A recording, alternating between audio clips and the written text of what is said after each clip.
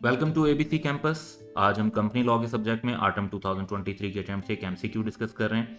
Which of the following is the purpose of maintaining a register of mortgages and charges as mandated by the companies act 2017।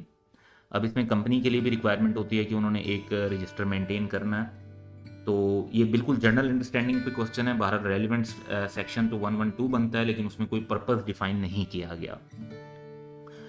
तो पहला इसमें जो लिखा हुआ है, अब हमने देखना है कि सही पर्पस कौन सा, फोकस पर्पस पे होना चाहिए। To ensure that all company officers have access to information regarding the company financial health, तो ऑफिसर्स की इन्फॉर्मेशन के लिए तो ये नहीं होता।